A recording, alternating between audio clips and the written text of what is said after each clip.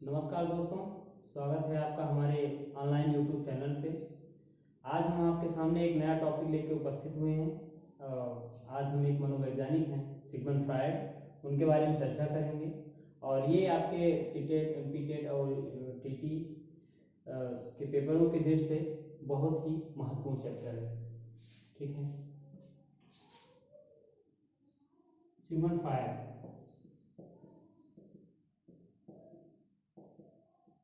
ठीक है, ये ऑस्ट्रिया के निवासी थे। ठीक है, आपके जानकारी के लिए बता दें कि इनको मनोविज्ञान का पितामह भी कहा जाता है। कहीं कहीं पे चर्चा होती है, इनको सन की मनोवैज्ञानिक भी कहा जाता है। ठीक है, तो इन्होंने सिद्धांत दिया था मनोविश्लेषण का सिद्धांत। इससे पहले की वीडियो में हमने आपको बताया था कि मनोविश्लेषण का सिद्धांत, मनोविश्लेषणवाद क्या होता है, लेकिन फिर से हम एक बार इसकी चर्चा किए दे रहे हैं। देखिए, इस सिद्धांत के अंतर्गत किसी भी व्यक्ति को उसके अचेतन मन में ले जाया जाता है। अचेतन मन में व्यक्ति को ले जाने के लिए किसी खास प्रकार की दवाओं का या किसी औषधि का प्रयोग करके उनको उनके अचेतन मन में ले जाते हैं और वहाँ पे उनके अंदर जो विसंगति उत्पन्न हुई है उसके कारणों का हम पता लगाते हैं। देखिए, होता ऐसा है, सिगमंड फ्रायड का ये मानना था कि जो व्यक्ति सामने से दिखता है वो अपने आप का 10% ही दिखता है, एक्चुअल में वो 90% अपने आप को छिपा के रखता है। जैसे अगर हम बात करें तो हमारी कोई अधूरी इच्छाएं होती हैं, वो क्या होती हैं, हमारे अंदर दबी हुई रहती हैं और हम क्या करते हैं, उसको दूसरों से व्यक्त नहीं कर पाते हैं।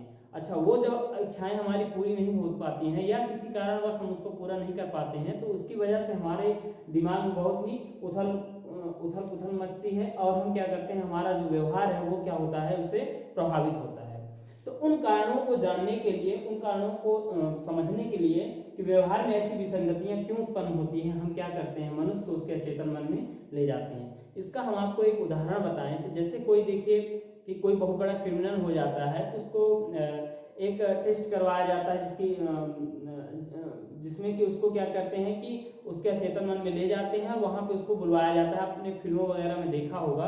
तो मनोविश्लेषण सिद्धांत ही है, वो व्यक्ति को उसके अंतर्गत उसके अचेतन मन में ले जाके उसके अंदर जो विसंगतियां पैदा हुई हैं उसका पता ही लगाया जाता है। ठीक है, तो सिगमंड फ्रायड ने दिया था मनोविश्लेषण का सिद्धांत। ठीक है, एक सिद्धांत इन्होंने और दिया था स्वप्न विश्लेषण का सिद्धांत। देखिए, अक्सर हम अपने स्वप्न में क्या देखते हैं, अपने स्वप्न में हम वही देखते हैं जो हमारे दिमाग में दिन भर चलता रहता है। उसी चीज का हम क्या करते हैं, वो चीजें हमारे क्या आती हैं, हमारे सपनों में आती हैं। तो जो व्यक्ति सपने देखता है उस सपनों पे विश्लेषण करने की बात सिगमंड फ्रायड ने कही। ठीक है, सिगमंड फ्रायड ने मस्तिष्क के 3 प्रकार बताए थे। ठीक है, सिगमंड फ्रायड ने मस्तिष्क के 3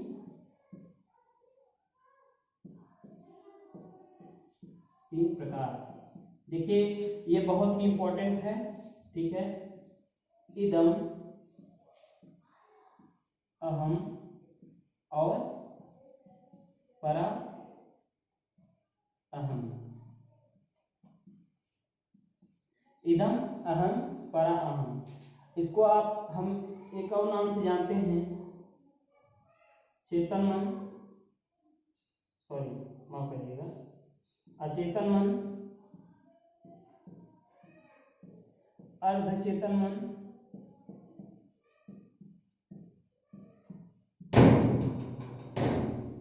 चेतन मन, अर्धचेतन मन और चेतन मन। कभी कभी इसका नाम इंग्लिश में पूछ लेता है तो इसको कहते हैं हम ईगो और सुपर ईगो। देखिए, इस चीज को समझने के लिए हम आपको एक स्टोरी सुनाना चाहेंगे। देखिए, पहले बात समझिए कि इदम क्या है। हमने जैसा कि अभी आपको बताया मनोविश्लेषण सिद्धांत के अंतर्गत कि इदम में हमारी दमित इच्छाएं क्या होती हैं, पड़ी हुई होती हैं। जैसे हमारे अंदर कोई ख्वाहिश है जो कि पूरा नहीं हो पाई है, तो वो क्या होती है, वो दबी हुई अवस्था में पड़ी रहती है। तो वो होती है क्या, हमारा इदम। अहम होता है हमारा वर्तमान, जिस अवस्था में हम जी रहे हैं, इसीलिए इसको कहा जाता है अर्धचेतन। अभी आपको बताता हूं कैसे अर्धचेतन कहते हैं। तो अहम होता है हमारा वर्तमान, और पराअहम होता है हमारा आइडियल स्टेज। ठीक है, आइडियल स्टेज होता है। ठीक है, देखिए इसकी स्टोरी समझिए कि होता कुछ ऐसा है कि मान लीजिए कि कहीं पे हम जा रहे हैं और हम कहीं पे एक खूबसूरत लड़की को देखते हैं।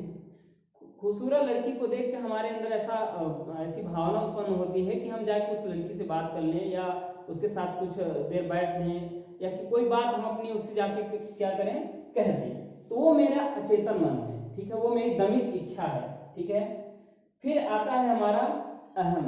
अहम हमारी वास्तविकता। अहम हमारा कहता है कि नहीं, ऐसा नहीं है, अभी थोड़ी देर रुक जाते हैं, अभी क्या होगा कि सही वक्त आएगा तो हम क्या करेंगे, इस काम को अंजाम देंगे। देखिए, अब इदम कह रहा है कि नहीं, जाके ऐसा हम कर लें। ठीक है, और यहाँ पे पराअहम जो कि आपका आइडियल स्टेज है, देखिए ये क्या होता है, हमेशा दबाव में रहता है। किसके दबाव में रहता है, सामाजिक दबाव में, सामाजिक दबाव में। ठीक है, जैसे पुलिस वगैरह, पुलिस, प्रशासन, ठीक है, अदालत, ठीक है, माता पिता, ठीक है, और भी। ठीक है, तो पराअहम क्या करता है, कहता है कि नहीं, आप जो करने जा रहे हो सकता है वो गलत हो सकता है वो कार्य करने की वजह से हमारे माता पिता के क्या हो, नाम खराब हो सकता है कि अगर वो लड़की क्या करे, पुलिस में कंप्लेंट करे, तो हमको पुलिस क्या करेगी, हमको जेल भी हो सकती है। ठीक है, और समाज क्या कहेगा, समाज कहेगा कि देखो ये लड़का कितना खराब है, या ये व्यक्ति कितना खराब है, इसने ऐसा ऐसा किसी के साथ कर दिया। ठीक है, तो पराअहम क्या करता है कि उन चीजों को रोकने का प्रयास करता है, हमको सिर्फ सही चीजों के लिए ही क्या करता है, प्रेरित करता है। और इदम क्या करता है, इदम सारी चीजों के लिए प्रेरित करता है, जो भी इच्छाएं हमारे अंदर दबी हुई होती हैं, उसके लिए इदम क्या करता है, हमको प्रेरित करता है कि हाँ भाई ऐसा ऐसा कर लीजिए। और अहम क्या करता है, अहम इन दोनों के बीच में फंसा हुआ होता है। अहम हमारा वर्तमान है। ठीक है, जैसे हम आपके सामने ताजा उदाहरण दें कि मान लीजिए आप ये कोई काम करने जाइए, और कोई काम करने आपका बहुत मन है कि आप ऐसा ऐसा कर लीजिए। ठीक है, तो आप उसके बारे में करने के लिए सोचते हैं, फिर अब हो सकता है कि दूसरों के दृष्टि से वो कार्य क्या हो, गलत हो, तो फिर हमारे मन में अंदर ऐसा आता है कि अरे यार ऐसा चीज किसी को पता चल गया, या मैं कोई एटीएम चुराने जाऊं, अगर किसी को पता चल गया तो हमारी कितनी बदनामी हुई, और फिर आप क्या करते हैं, रुक जाते हैं। ठीक है, इसीलिए कहा गया, अच्छा ये बुरे कामों को रोकने का काम कौन करता है, पराअहम। ठीक है, इसीलिए इसको कहा गया है कि इसमें क्या होता है, मूल्यों का आंतरीकरण। ठीक है, इसी को क्या कहा गया है, आइडियल स्टेज। देखिए, हम जो कुछ भी अच्छा बर्ताव करते हैं इस समाज में, वो क्या है, हमारे पराअहम की ही देन है। इसी के वजह से क्या है, एक तरह से मान लीजिए कि चीजें चल रही है ना कहीं किसी के दबाव की वजह से क्या होता है, हम बुरे कामों को करने से पहले सोचते हैं और रुक जाते हैं। ठीक है, तो ठीक है, इससे प्रश्न कैसे बनते हैं। ठीक है, इसमें एक प्रश्न ये आता है कि व्यक्ति के मूल्यों का अंतरीकरण फ्राइड के अनुसार कहाँ होता है, तो कहाँ होता है, पराअहम में होता है। ठीक है, और इसमें एक सबसे ज्यादा पूछा जाने वाला क्वेश्चन ये है कि हमारी दमित इच्छाएं कहाँ होती हैं, कहाँ रहती हैं, तो हमारी दमित इच्छाएं कहाँ रहती हैं, इदम में रहती हैं, अचेतन मन में रहती हैं, या ईड में रहती हैं। ठीक है, तो इसमें क्या रहती हैं, दमित इच्छाएं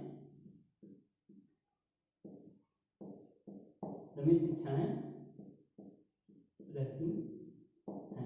ठीक है, तो ये रहा आपका इदम, अहम, पराअहम। ये आपकी परीक्षा की दृष्टि से बहुत ही ज्यादा उपयोगी है, बहुत ही ज्यादा जरूरी है, इसको नोट कर लीजिएगा, और इसको पॉज करके आप इसके नोट्स वगैरह बना लीजिएगा। ठीक है, हम आगे बढ़ते हैं।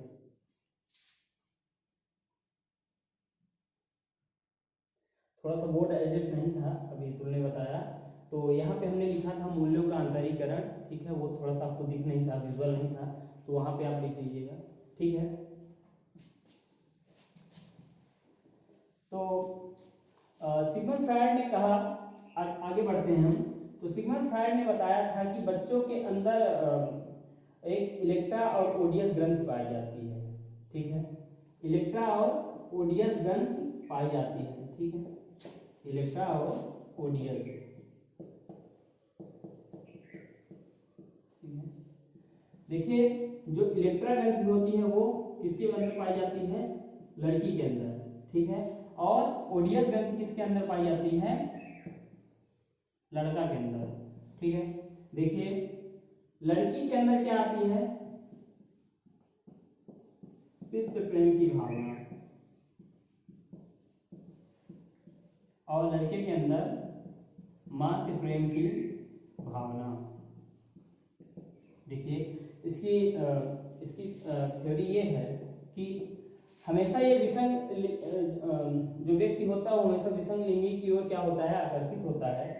जो लड़की होती है वो क्या होती है, आप अपने आसपास के देखेंगे, कहीं भी देखेंगे तो ज्यादा अपने पिता की तरफ झुकाव रखेगी, और जो लड़का होता है वो हमेशा माँ की तरफ झुकाव रखता है, ठीक है। आप देखेंगे कि लड़के ज्यादा पिता की तरफ नहीं घुलेंगे मिलेंगे, और लड़कियां ज्यादा माँ की तरफ नहीं घुलेंगी मिलेंगी। आप हमेशा देखेंगे लड़की क्या रहेगी, पिता के साथ जाने की इच्छुक रहेगी, और लड़का माँ के साथ जाने के इच्छुक रहेगा। इसी को इलेक्ट्रा और फ्रायड ने कहा कि ये चीजें इलेक्ट्रा और ओडियस ग्रंथ के कारण होती है, जो कि बच्चों में पाई जाती है। ओडियस ग्रंथ लड़कों में और इलेक्ट्रा ग्रंथ लड़की में, ठीक है।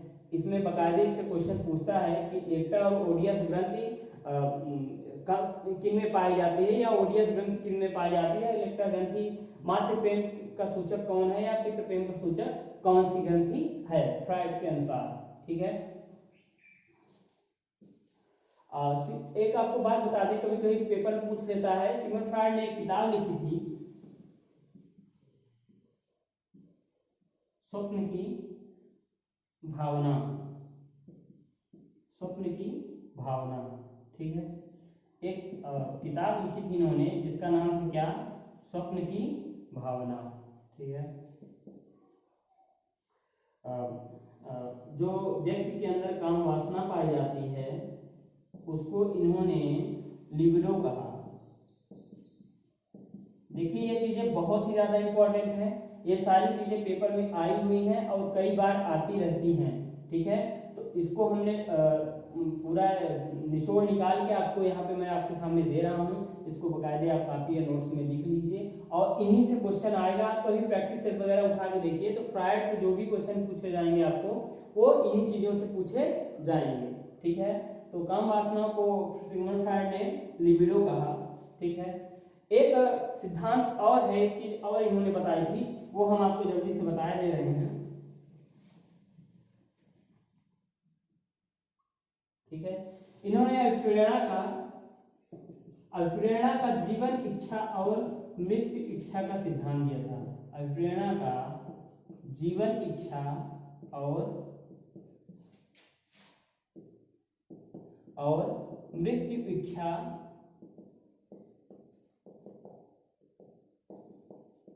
का सिद्धांत। देखिए हमारे सामने कभी कभी ऐसी घटनाएं घट जाती है कि कोई व्यक्ति होता है, अचानक से हमको शाम को मिलता है और वो एकदम अच्छा खासा होता है, और हमको सूचना मिलती है अगले सुबह तो उस व्यक्ति ने क्या किया, आत्महत्या कर लिया, ठीक है। हम ये सोचते हैं कि ऐसा कैसे हो गया, या कोई कहता है कि अभी ये व्यक्ति सही सलामत बैठा हुआ था, जैसे ही कमरे में गया उसने आत्महत्या कर ली। देखिए एक्चुअली में होता क्या है कि हम हमेशा दो प्रकार से प्रेरित होते हैं, एक जीवन इच्छा की ओर, और एक कहां पे, मृत्यु इच्छा की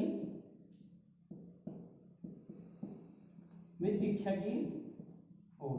देखिए जब हमको जीवन में सफलताएं मिलती रहती हैं, हमारे साथ अच्छा होता रहता है, तो हम क्या होते हैं, जीवन इच्छा की ओर प्रेरित होते हैं, ठीक है। लेकिन अगर उसी के स्थान पे हमको विफलताएं मिलने लगती हैं, या हमारे साथ बुरी चीजें होने लगती हैं, तो हम क्या होते हैं, मृत्यु इच्छा की ओर अग्रसर हो जाते हैं, ठीक है।